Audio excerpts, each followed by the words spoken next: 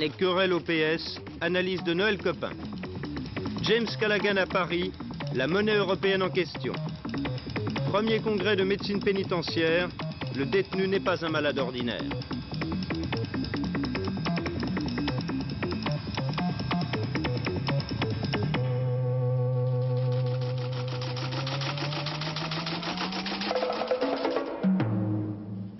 Mesdames, Messieurs, bonsoir. Et tout d'abord, ce chiffre qui nous parvient à l'instant, un chiffre vraiment démentiel, 775 morts à l'issue du suicide collectif, je voudrais dire de la tuerie des adeptes de la secte du Temple du Peuple en Guyana. 775 morts qui, sur l'injonction d'un fanatique, Jim Jones, se sont donc suicidés. Cela veut dire qu'il n'y a pratiquement aucun survivant. C'est le département d'État américain officiellement qui a révélé ce soir que sur les 1200 membres de la secte du Temple du Peuple, 775 cadavres avaient été formellement identifiés. En fait, le bilan pourrait encore s'alourdir car les patrouilles qui quadrillent la forêt vierge autour de Jonestown ne cessent de découvrir de nouveaux morts.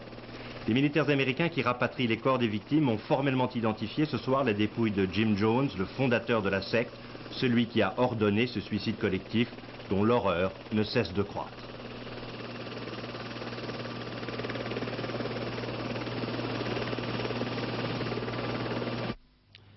La France a un coup de cœur pour le Vietnam. De partout nous arrivent des témoignages de solidarité avec ces milliers de réfugiés qui, par tous les moyens, cherchent à quitter le pays.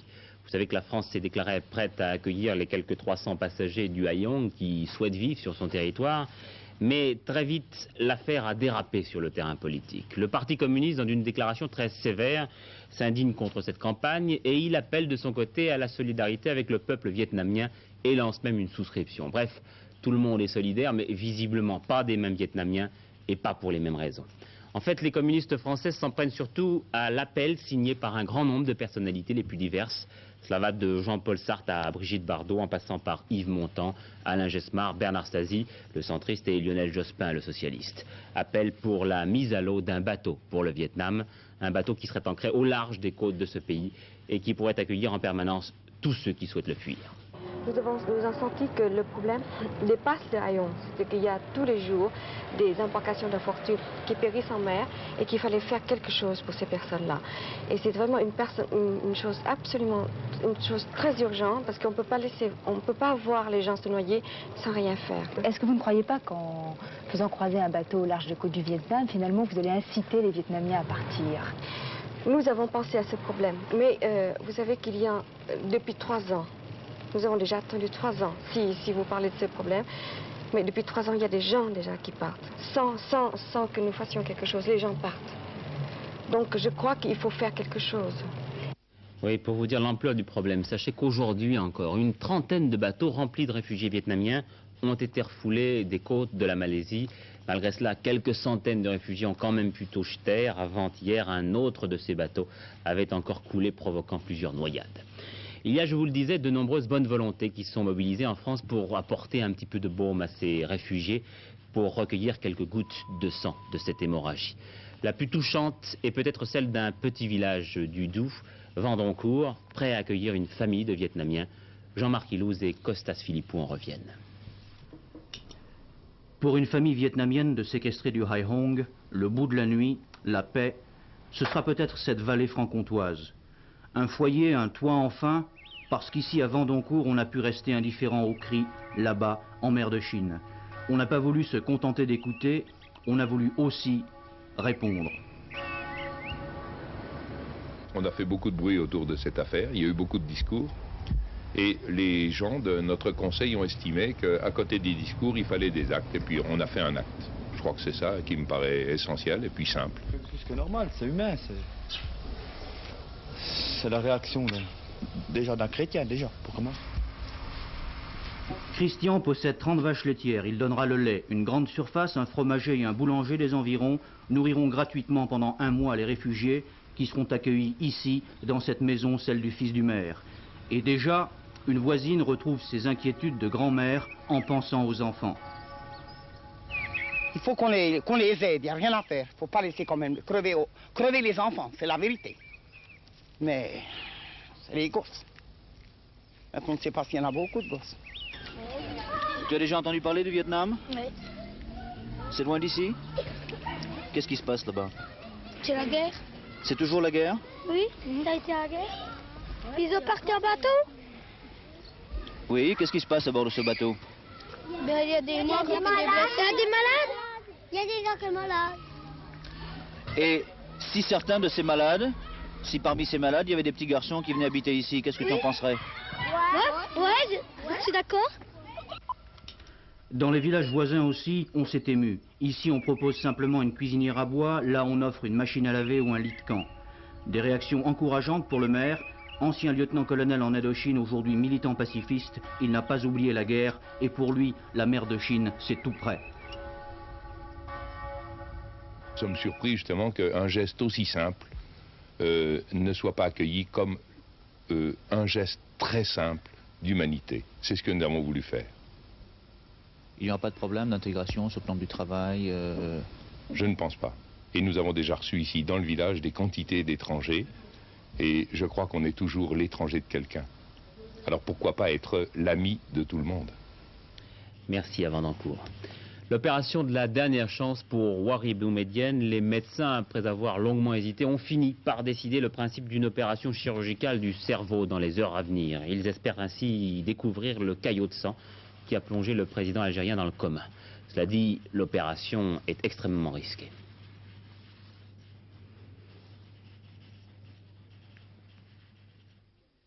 Cela semble maintenant acquis. Même si Ouari Boumedienne va mieux, il ne sera plus jamais en état de diriger le pays.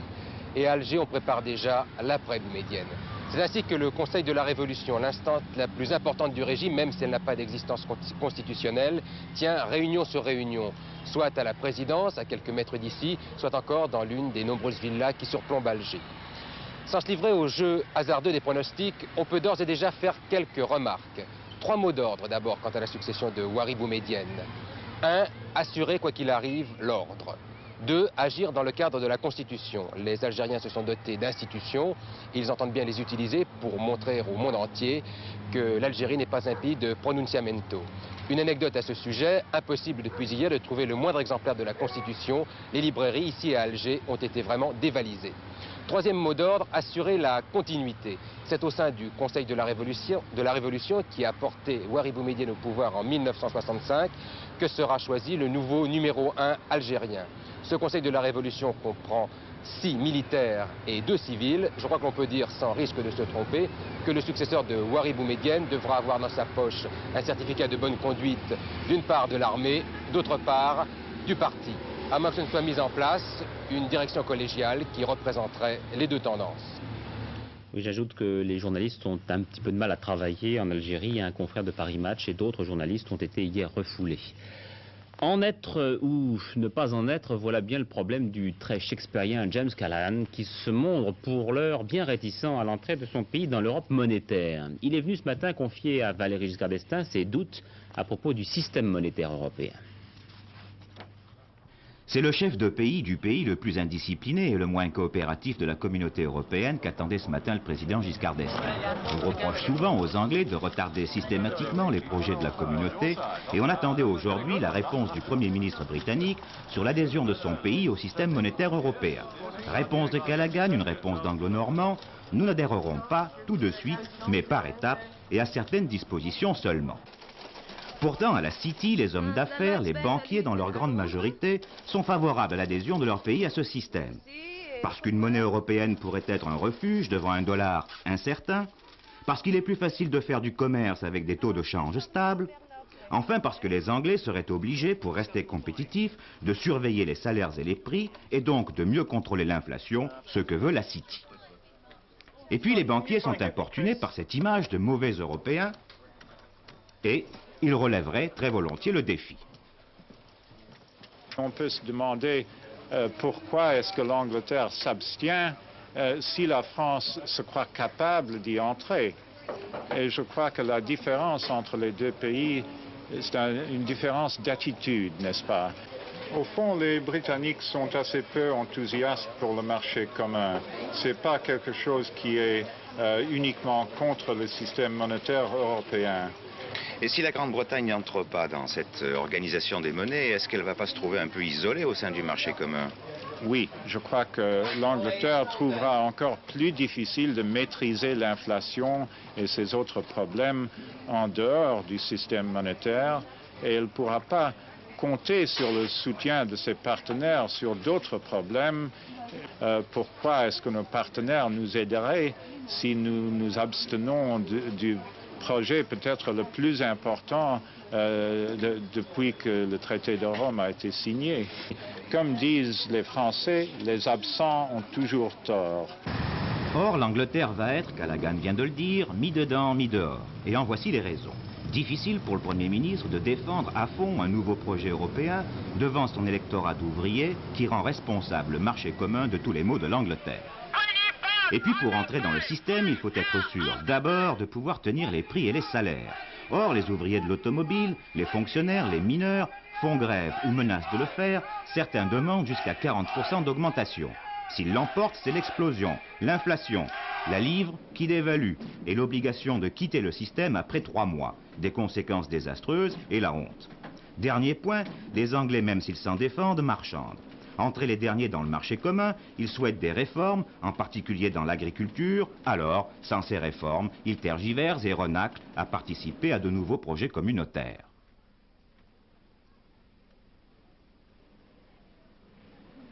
À Paris, on accuse les Anglais de réclamer, obtenir et d'exiger toujours plus. À Londres, on répond « Oui, mais vous, Français, faites passer vos projets pour des idées européennes. Vous êtes plus habiles, c'est tout. » Donc, visiblement, et James Callaghan l'a répété tout à l'heure encore devant les journalistes, la Grande-Bretagne n'adhérera ni tout de suite ni en bloc au système monétaire européen, qui devrait malgré tout être mis en place au 1er janvier prochain. Mais les Anglais ne sont pas opposés à une adhésion par étapes et sur certains aspects. Réponse du président français maintenant, visiblement Valéry Giscard d'Estaing n'en fait pas un drame. La position de la France est que nous souhaitons d'abord, je l'ai dit, qu'un accord puisse intervenir au cours du prochain Conseil européen. Et je retire de l'ensemble des entretiens que j'ai eus pendant l'automne avec nos différents partenaires, aujourd'hui avec M. Callaghan, je retire la conviction que nous aboutirons à un tel accord. Je pense que cet accord doit être en effet un accord général des partenaires européens auquel il est possible de participer tout de suite et entièrement ou au contraire de réserver pour une autre échéance sa pleine participation. Et en ce qui concerne la France, elle est prête, vous le savez, à participer entièrement au dispositif à partir du 1er janvier 1979. Le fait pour la Grande-Bretagne, si telle était la décision du gouvernement britannique, de ne pas y participer pleinement au premier stage, n'aurait pas, à nos yeux, de conséquences politiques. La politique française maintenant, avec l'ouverture aujourd'hui du 78e congrès du Parti radical à Versailles, l'essentiel des travaux aujourd'hui portait sur des questions administratives. Le RPR à Matignon, Alain Devaquet, le secrétaire général, était venu parler d'Europe. Il maintient ses demandes d'éclaircissement. Raymond Barre a qualifié l'ambiance de cette entrevue de cordiale et de détendue. Peut-être ne gardera-t-il pas la même impression du livre de Jacques Chirac qui vient de sortir aujourd'hui, La lueur de l'espérance. Ce n'est pas un livre polémique, mais on y sent bien tout ce qui l'oppose aux convictions du président Giscard d'Estaing, notamment en matière de libéralisme. 2 initiatives du Parti communiste, d'abord de nouvelles mesures pour améliorer l'application de la loi pour l'avortement et la contraception. Ensuite, une protestation contre ce qu'il appelle la banalisation du nazisme et du racisme. Et puis toujours du côté du PS, beaucoup de remous à la veille de la Convention nationale de demain, Convention nationale au cours de laquelle on devrait voir se dessiner encore plus nettement qu'auparavant les contours des 4 grandes familles socialistes. Autour de François Mitterrand, les conventionnels, ou anciens membres de la Convention des institutions républicaines. Ils ont suivi François Mitterrand au nouveau Parti socialiste lors du congrès d'Épinay en 1971. Depuis, de nouveaux adhérents les ont rejoints. Ensemble, ils constituent ce que l'on appelle les mitterrandistes. Les anciens de la SFIO. Ils ont apporté au Parti socialiste, lors de sa création, le gros de ses troupes et sa base ouvrière. 2 grandes fédérations, celle du Nord animée par Pierre Mauroy et celle des Bouches-du-Rhône animée par Gaston Defferre. Le CERES, Centre d'études, de recherche et d'éducation socialiste. Il a été créé du temps de la SFIO par une équipe de jeunes loups groupés autour de Jean-Pierre Chevènement. Le CERES, aile gauche du Parti socialiste, a d'abord soutenu François Mitterrand. Depuis 1975, il constitue la minorité du Parti socialiste. Les anciens du PSU, ils ont rejoint le Parti socialiste avec Michel Rocard à l'automne 1974, en même temps d'ailleurs que des syndicalistes. Ils appartiennent à la majorité du parti, mais de plus en plus, on les désigne sous le nom de rocardiens. Alors jusqu'à présent, c'était souvent le courant chevènement qui faisait le maximum de bruit, et aujourd'hui, eh bien, les enfants terribles ont changé de camp, visiblement, Noël Copain. Oui, eh bien, le débat se déroule maintenant à l'intérieur même de la majorité composée de ces trois courants, symbolisés par François Mitterrand, Michel Rocard et Pierre Mauroy. Alors, si vous voulez, le premier conflit, celui en tout cas qui apparaît comme étant le plus spectaculaire, c'est la bataille autour de la candidature éventuelle à la présidence de la République. Qui sera candidat en 1981 ? François Mitterrand ou Michel Rocard, c'est là un sujet qui inspire d'ailleurs largement les humoristes. Chacun déclare au PS qu'une telle question est actuellement prématurée, mais chacun y pense, et c'est bien que les autres y pensent aussi. De toute façon, il est plus que probable maintenant que Michel Rocard comptera ses troupes sur un texte politique lors du prochain congrès au mois d'avril prochain. Autre question, que fera le troisième homme des dessins des humoristes, Pierre Mauroy? Penchera-t-il du côté de Michel Rocard? Penchera-t-il du côté de François Mitterrand? Pourra-t-il, voudra-t-il d'ailleurs jouer les arbitres?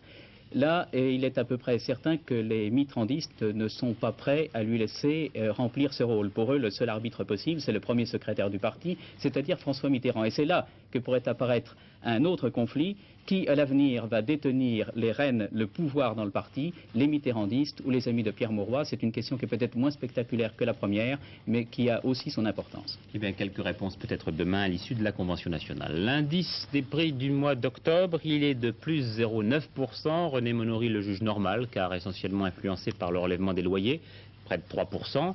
Cela dit, c'est quand même un indice assez fort, et il appellera un relèvement du SMIC au 1er décembre. On ne sait pas si le gouvernement se contentera de la hausse automatique ou bien d'un coup de pouce en plus. Les salaires horaires des ouvriers, quant à eux, n'ont guère augmenté au troisième trimestre, plus 2,9%. C'est un net freinage de la hausse.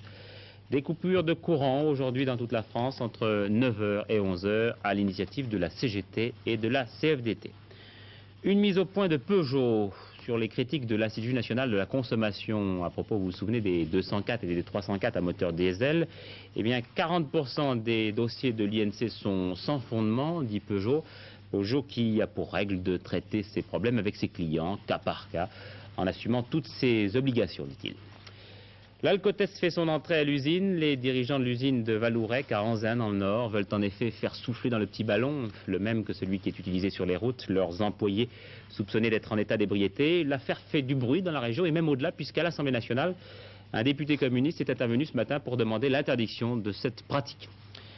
Dijon, capitale de la médecine pénitentiaire, 20 pays sont réunis à ce premier congrès mondial pour essayer de définir le rôle que doivent jouer les médecins dans l'univers carcéral. Au-delà de la médecine des corps, le médecin joue souvent un rôle de médiateur entre les détenus et l'administration. Et c'est un rôle fort difficile. À l'hôpital de Fresnes, où l'on soigne 300 malades venus de toutes les prisons de France, il existe un petit musée que personne jusqu'à présent n'avait pu filmer ou photographier. Il s'agit simplement d'une vitrine dans laquelle sont conservés des objets qui ont été ingérés par des détenus et restitués après opération chirurgicale. Vous avez des fourchettes, des manches de couteau. Vous avez des cas extraordinaires. Il y en a un, celui-ci par exemple, où le détenu dont il est question, et vous comprendrez bien que je ne puisse vous dire son nom, a avalé 1 kg 120 grammes, 575 morceaux de métal et verre, 15 manches de couverts, 12 clous.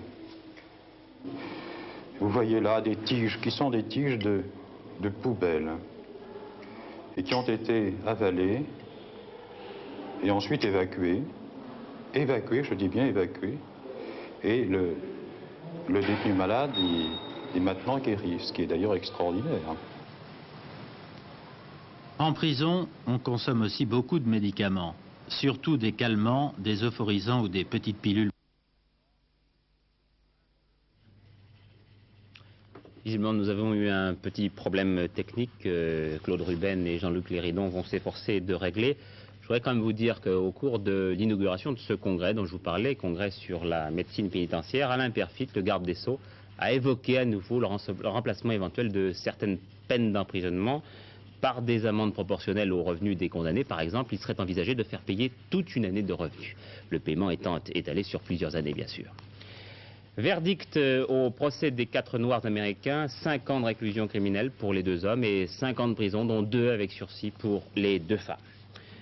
Ceci encore, un enfant de 7 ans a été jeté, mains liées, dans la Garonne par un maniaque qui n'en était pas à son coup d'essai. Fort heureusement, le niveau du fleuve était très bas, le garçon a pu se libérer et regagner la berge par ses propres moyens.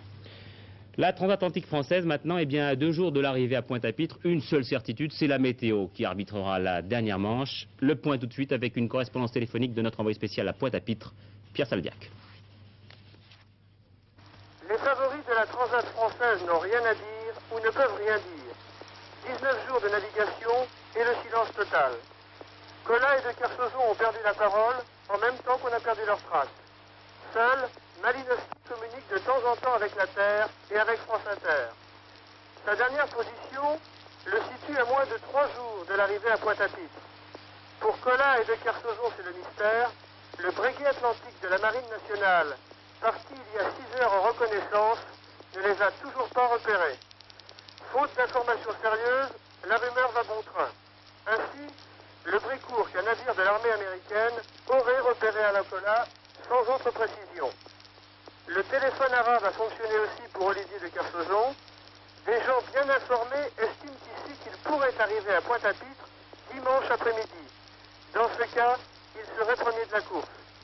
Pour un solitaire qui, paraît-il, n'a pas trouvé l'Alizé, ce serait tout de même une étonnante performance, mais avec ce sacré bonhomme, il ne faut s'étonner de rien. Et voici donc des nouvelles tout à fait intéressantes que nous apprend à l'instant Pierre Salviac. Alors, comme promis maintenant, nos problèmes techniques étant réparés, le sujet de Pierre Champetier sur la médecine pénitentiaire. À l'hôpital de Fresnes, où l'on soigne 300 malades venus de toutes les prisons de France, il existe un petit musée que personne jusqu'à présent n'avait pu filmer ou photographier. Il s'agit simplement d'une vitrine dans laquelle sont conservés des objets qui ont été ingérés par des détenus et restitués après opération chirurgicale. Vous avez des fourchettes, des manches de couteau. Vous avez des cas extraordinaires. Il y en a un, celui-ci par exemple, où le détenu dont il est question, et vous comprendrez bien que je ne puisse vous dire son nom, a avalé 1 kg 120 grammes, 575 morceaux de métal et verre, 15 manches de couvert, 12 clous. Vous voyez là des tiges qui sont des tiges de poubelle et qui ont été avalées et ensuite évacuées. Évacuées, je dis bien évacuées. Et le détenu malade est maintenant guéri, ce qui est d'ailleurs extraordinaire. En prison, on consomme aussi beaucoup de médicaments, surtout des calmants, des euphorisants ou des petites pilules pour dormir. C'est ce qu'on appelle la camisole chimique, qui aide à supporter l'incarcération et garantit la paix dans les prisons. La solution arrange tout le monde, l'administration et le prisonnier qui s'enferme à double tour sur lui-même. Ici, tous les médicaments sont dilués dans de l'eau et doivent être consommés sous les yeux de l'infirmière pour éviter les stockages clandestins, les tentatives de suicide ou le troc entre détenus. Partagé entre les intérêts du malade et les exigences de sécurité imposées par son employeur, c'est-à-dire l'administration pénitentiaire, le médecin est dans une situation inconfortable. Sa fonction exige du doigté et parfois du courage.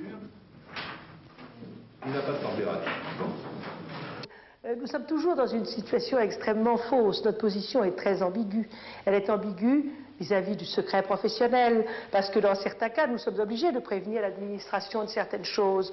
Nous sommes là pour les aider, pour les soigner. Nous ne sommes pas là pour les dénoncer, ce n'est pas notre rôle, mais nous devons respecter la sécurité et nous devons agir à la fois dans la discipline et dans l'ordre. La maladie, qu'elle soit mentale ou physique, est une espèce de désordre. La grève de la faim est un désordre. La révolte par le corps est un désordre. Et à ce moment-là, les raisons pour lesquelles il prendra en charge le détenu, c'est pas pour l'aider pour lui-même, mais c'est pour faire que la communauté ne soit pas troublée. Et en général, les détenus sont déçus par leur médecin. Ah, plus que déçu. Il y a, au niveau de quelques enquêtes rapides qui ont été faites dans les prisons sur le contenu des conversations des détenus, la revendication contre le corps médical dans les grands établissements vient pratiquement avant la revendication sur les questions de nourriture. Les difficultés du médecin des prisons sont celles que connaît le médecin du travail. Il a un patron qui le paye et qu'il le veuille ou non, il doit se soumettre à ses exigences. Même s'il estime qu'il existe une contradiction profonde entre la fonction de punir et celle de guérir. La page littéraire maintenant avec la remise aujourd'hui de 2 prix. Le prix Edmond Michelet remis à François Gogel pour l'ensemble de ses travaux sur l'œuvre du général de Gaulle et le prix international du journalisme Bernard Cabane. La Plume d'Or est allée cette année à Azem Foda, rédacteur en chef d'une agence égyptienne de presse. Saluons aussi la naissance d'une revue bimestrielle. Elle s'appelle, vous le voyez, Train, un magazine ferroviaire composé et réalisé uniquement par des jeunes cheminots. Lorsque Sammy Davis Jr. entreprend une tournée en Europe, c'est toujours un événement. Cet athlète complet du music hall qui pratique le bel canto et la chanson de charme aussi bien que les numéros de clown sera à Paris le 11 décembre. Eh bien, en avant-première pour Antenne 2, Claude Guénière l'a rencontré à Londres. Voici donc Sammy Davis Jr., un homme qui, vous le verrez, ne manque pas d'humour. L'étonnant est qu'il n'est pas seulement, comme il le dit lui-même, laid, borgne et noir, mais en plus, il est petit, étriqué, comme tout le monde prend de l'âge et s'en ressent. Alors on le regarde et on est ému. Et puis on allume les projecteurs. Sammy est face à la presse et le spectacle commence. No questions, then goodbye. Et il faut quelques secondes seulement à Sammy Davis pour faire passer le courant de l'amitié. À combien se monte votre fortune? How rich am I?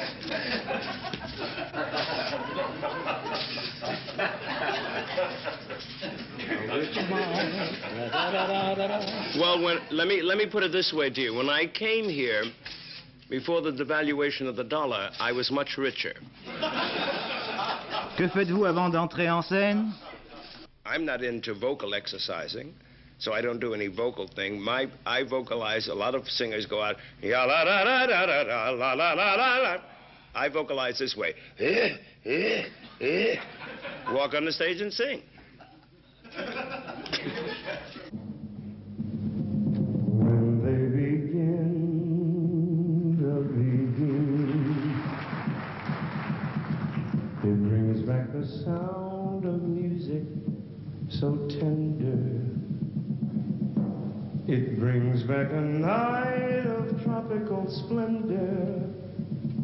It brings back a memory evergreen. Sammy, Sammy, tout à l'heure, en faisant vous nous avez donné un aperçu de votre excellent français. Vous pouvez nous en dire plus? A little bit more. No, I'm afraid that the French language is totally an enigma to me. I have never been able. You know, I can say just enough words to keep me out of the hands of the police. But other than that... For example? You know, I can say, excusez-moi, I am Sammy, you know. That's all I can say. Please, don't hurt me. Avez-vous un souvenir de Paris? Vous allez retourner bientôt. Paris, where you are going now? Last year, I gave my wife her Christmas present, and her Christmas present was 2 weeks in Paris with a blank check. Can't ask for more than that, can you? Not unless you're evil-minded. Et voilà Sammy Davis dans une conférence de presse que nous avons raccourcie, même muet, c'est un spectacle.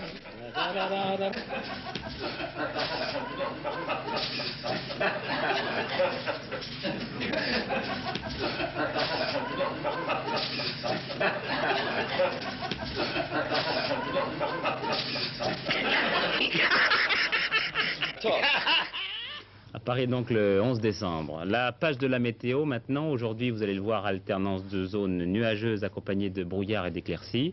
Beau temps en région méditerranéenne. Demain, eh bien, le matin, une zone pluvieuse touchera la moitié nord-ouest pour traverser, j'espère, très vite le pays et donner des averses de neige en montagne. L'après-midi, bien, alternance de zones nuageuses et d'éclaircies.